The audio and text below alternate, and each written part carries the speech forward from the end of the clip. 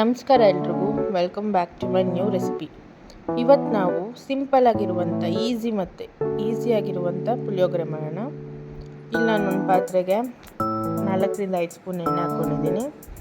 ಸ್ವಲ್ಪ ಕಡಲೆಕಾಯಿ ಬೀಜ ಮತ್ತು 2 ಆನಿಯನ್ಸ್ ಹಾಕ್ಕೊಂಡಿದ್ದೀನಿ. ಆನಿಯನ್ಸ್ ಎಲ್ಲ ನೀಟಾಗಿ ಫ್ರೈ ಆಗಬೇಕು.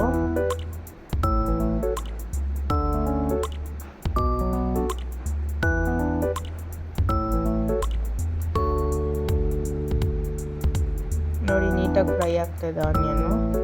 ಅದನ್ನೊಂದು ಟೈಮ್ ಮಿಕ್ಸ್ ಮಾಡಬೇಕು. ಮತ್ತು ಸ್ವಲ್ಪ ಕರಿಬೇವು,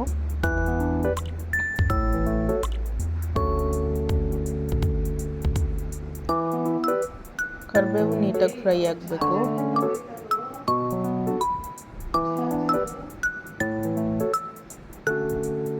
ಮತ್ತು ಸ್ವಲ್ಪ ಉಪ್ಪು ಹಾಕ್ತಾಯಿದ್ದೀನಿ.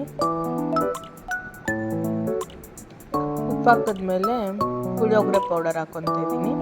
ನಾನಿಲ್ಲಿ MTR ಪುಳಿಯೋಗರೆ ಪೌಡರ್ ತೊಗೊಂಡಿದ್ದೀನಿ. ಅದು 50 ಗ್ರಾಮ್ಸ್ ಬರುತ್ತಲ್ಲ ಅದು.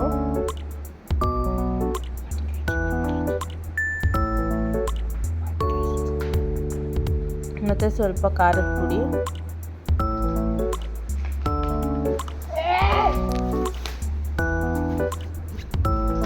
ಮತ್ತು ಅನ್ನ ಹಾಕಿ ಮಿಕ್ಸ್ ಮಾಡ್ತಾ ಇದ್ದೀನಿ.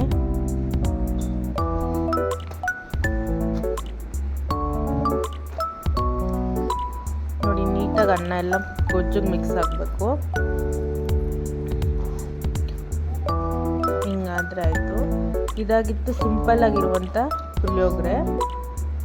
ಈ ರೆಸಿಪಿ ನಿಮ್ಗೆ ಇಷ್ಟ ಆಗಿದ್ದರೆ ಲೈಕ್, ಶೇರ್, ಸಬ್ಸ್ಕ್ರೈಬ್ ಮಾಡಿ. ಮತ್ತು ಲಾಸ್ಟಲ್ಲಿ ಸ್ವಲ್ಪ ಕರಿಬೇವು ಹಾಕ್ಕೊತೀನಿ. Thank you.